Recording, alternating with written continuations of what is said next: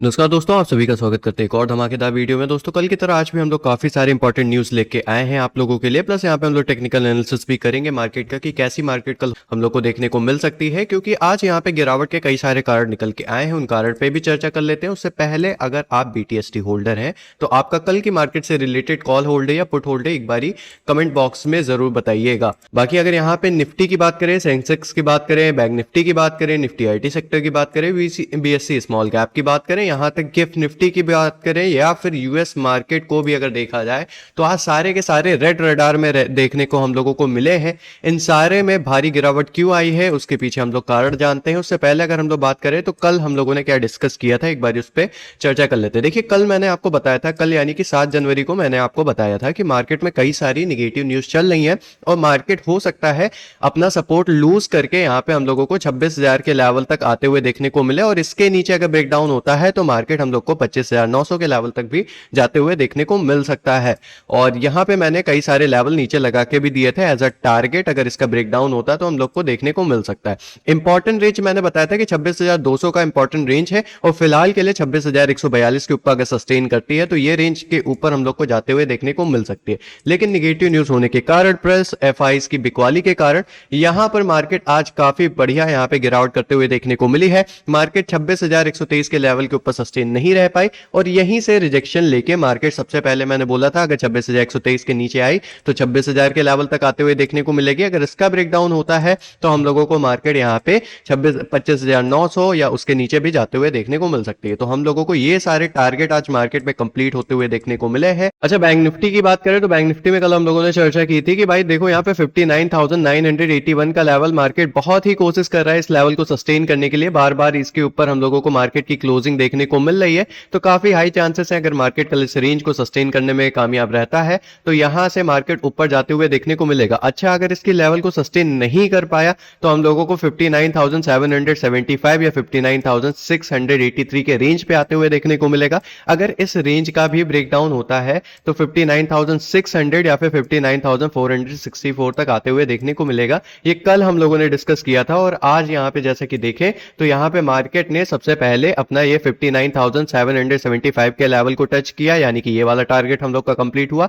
फिर उसके बाद मार्केट यहां पे ध्यान से देखें तो 59,600 के लेवल को भी टैप करते हुए नजर आते हुए हम लोग को देखने को मिली थी। हालांकि बैंक निफ्टी में बहुत लंबी चौड़ी गिरावट नहीं देखने को मिली, लेकिन काफी अच्छी खासी गिरावट इसमें भी हम लोगों को देखने को मिली है। इसीलिए मैं आपको बार बार रिमाइंडर देता हूं कि भाई यहां पे जब मैं टेक्निकल एनालिसिस दूं वीडियो में तो उसको जरूर देखिएगा। उससे पहले हम लोग सबसे इंपॉर्टेंट न्यूज के ऊपर चर्चा कर लेते हैं कि इस गिरावट के पीछे कारण क्या है। और यहां पे अगर देखा जाए तो सेंसेक्स 780 पॉइंट गिरते हुए देखने को मिला था कल। जैसे कि हम लोग को पता था कि सेंसेक्स की कल एक्सपायरी थी और मार्केट में निगेटिव न्यूज भी थी, और मेरे को पता था अगर सेंसेक्स यहां पे गिरता है तो ये अकेले ही निफ्टी को काफी अच्छा फॉल करवाते हुए देखने को मिल सकता है। अब निफ्टी 25,900 कमजोर नोट पे बंद होते हुए हम लोग को देखने को मिला था। वही सेक्टोरियल इंडेक्स जो है मेटल और एंड गैस पावर और उसके साथ साथ PSU बैंक, कैपिटल गुड्स, इन सब में आज गिरावट देखने को मिली है। निफ्टी में सबसे ज्यादा गिरावट जो है वो हिंडाल्को इंडस्ट्रीज, ONGC, जियो फाइनेंस, विप्रो, टेक महिंद्रा, ये वाले स्टॉक्स में सबसे ज्यादा हुई है, जो अकेले ही निफ्टी को नीचे खींचने में काफी ज्यादा इंपॉर्टेंट भूमिका निभाते हुए नजर आते हुए देखने को मिले, क्योंकि ये निफ्टी में हैवी स्टॉक्स है। वहीं पे ICICI बैंक, इंटरनल और SBI फाइनेंस इंश्योरेंस सरप्राइजिंगली हम लोगों को बढ़त देखने को मिली है, जिसकी वजह से बैंक निफ्टी में फॉल जरूर आया लेकिन बहुत बड़ा फॉल बैंक निफ्टी में नहीं आया। अच्छा, कारण यहाँ पे काफी सारे दिए जा रहे हैं। सबसे इंपॉर्टेंट जो कारण दिए गए उसके ऊपर चर्चा कर लेते हैं। देखिए FIs तो सबसे बड़ा यहाँ पे बिकवाली का कारण है और ये डेली मार्केट में हम लोग डिस्कस करते हैं।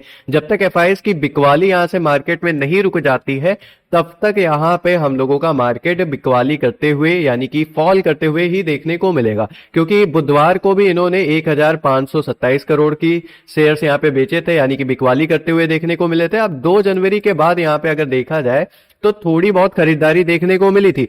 उसके बाद से अगर देखा जाए तो लगातार यहाँ पे हम लोगों के FIs है वो लगभग 5,760 करोड़ रुपए के शेयर अभी तक बेचते हुए हम लोग को नजर आते हुए देखने को मिले हैं। यानी कि FIs की खरीदारी काफी ज्यादा इंपॉर्टेंट रहेगी। अगर FIs खरीदारी नहीं करेंगे तो मार्केट में ऐसे ही सेलिंग देखने को मिलेगी। अच्छा, ये एफआईज मार्केट में खरीदारी क्यों नहीं कर रहे हैं, उसके सबसे बड़ा कारण हम लोगों का जो टैरिफ है उसको बताया जा रहा है। साथ ही साथ यहाँ पे साप्ताहिक समाप्ति यानी कि जो सेंसेक्स है डेरिवेटिव की साप्ताहिक यानी कि कल हम लोगों की वीकली एक्सपायरी देखने को मिली थी और व्यापारियों ने अपनी ओवरऑल जो पोजीशन है उसको कट करते हुए हम लोग को देखने को मिले थे, जिससे ट्रेडिंग वॉल्यूम बढ़ गया था और बाजार में अस्थिरता यानी कि इम्बैलेंस पैदा हो गया था, जिसकी वजह से भी ये फॉल आते हुए देखने को मिला है।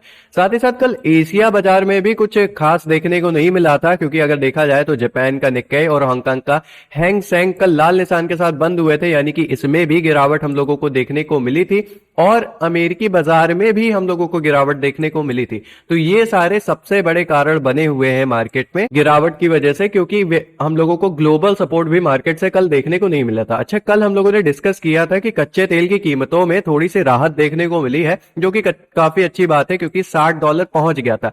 लेकिन आज इसमें 0.4% यहाँ पे कीमत फिर से बढ़ते हुए देखने को मिली है, 60.20 अमेरिकी डॉलर प्रति बैरल हो गई है। अब इसकी कीमत जो बढ़ी है ये भारत के लिए नकारात्मक है, क्योंकि देश अपनी अधिकांश तेल आवश्यकताओं का आयात करता है, यानी कि इंडिया में खुद का तेल नहीं बनता है, वो बाकी के देशों जैसे कि रूस हो गया या फिर हम लोगों का अमेरिका से पहले वो तेल खरीदता था।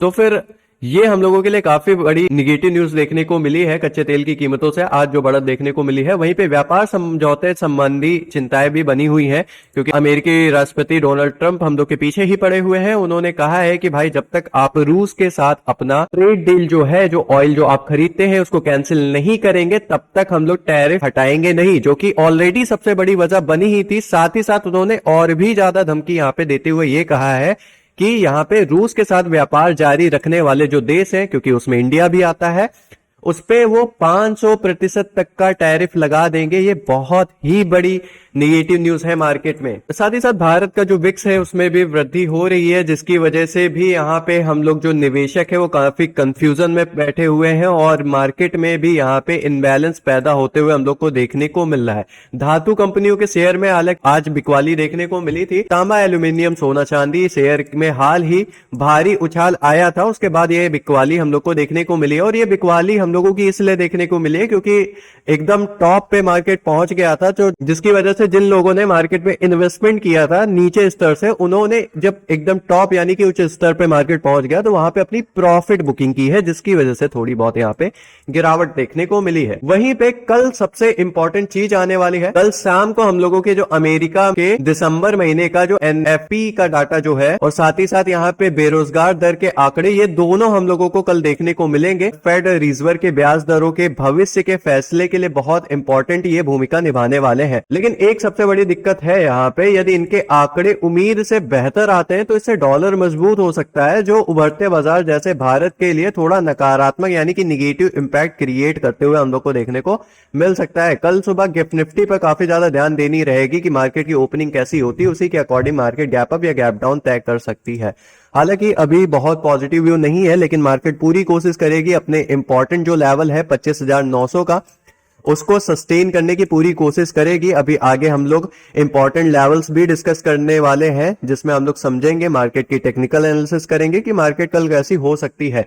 अगर किसी ने हम लोगों के टेलीग्राम चैनल को नहीं ज्वाइन किया है तो लिंक डिस्क्रिप्शन में उसको जरूर ज्वाइन कर लीजिएगा। ऐसे बहुत सारी लर्निंग चीजें हैं जो मैं वहां प्रोवाइड करता हूं, क्योंकि यहाँ पे आपको वीडियो में प्रोवाइड नहीं की जा सकती है वो, तो उसको एक बार जरूर चेक करना और चैनल को सब्सक्राइब कर लेना अगर वीडियो अभी तक पसंद आ रही हो तो। देखिए, Q3 का अर्निंग सीजन तेज पकड़ रहा है।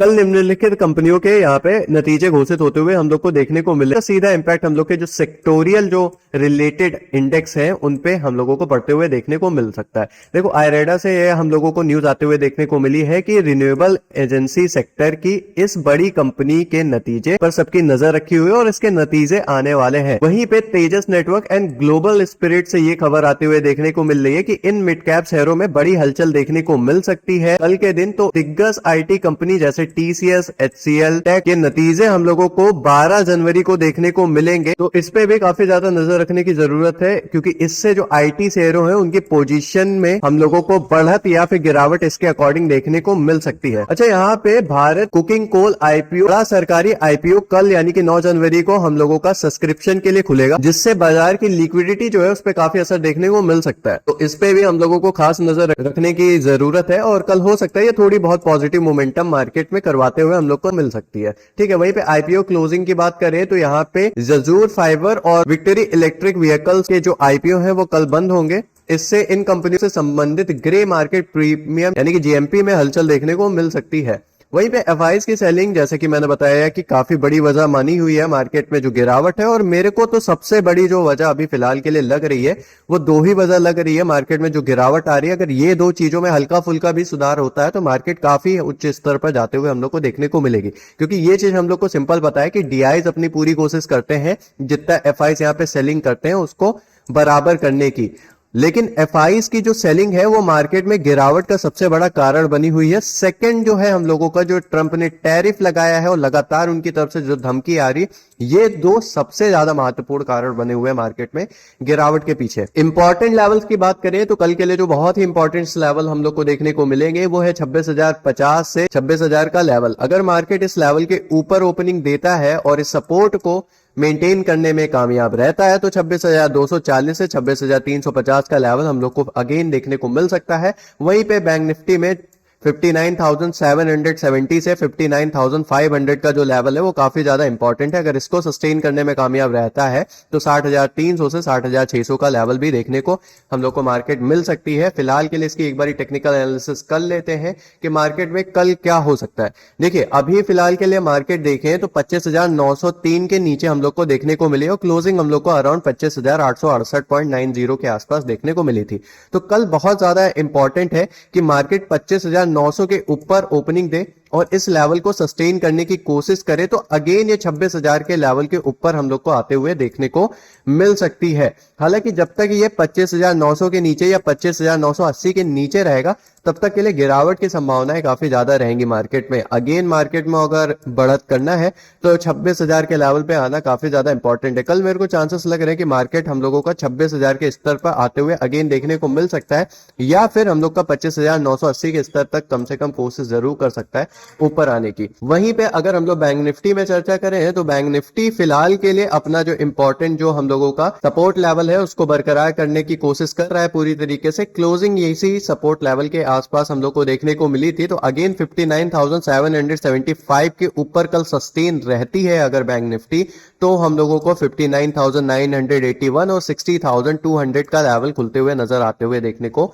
मिल सकता है। अगर मार्केट ये जो मार्केट में बैंक निफ्टी का सपोर्ट है अगर इसके नीचे ही ओपनिंग करती है या इसके नीचे रहती है तो हम लोगों को 59,464 के लेवल तक जाते हुए देखने को मिल सकती है। तो अगेन काफी ज्यादा इंपॉर्टेंट है कि मार्केट यहां से पलटकर ऊपर आए, क्योंकि मार्केट में अगर देखा जाए तो बैंक से रिलेटेड कुछ इंपॉर्टेंट जो शेयर थे उसमें बढ़त देखने को मिली थी, जैसे कि अभी हम लोग ने डिस्कस की थी आईसीआईसीआई में हम लोगों को बढ़त देखने को मिली थी। तो एक पॉजिटिव चीज हम लोग के लिए कल शायद से साबित होती हुई हम लोग को नजर आती हुई देखने को मिल सकती है।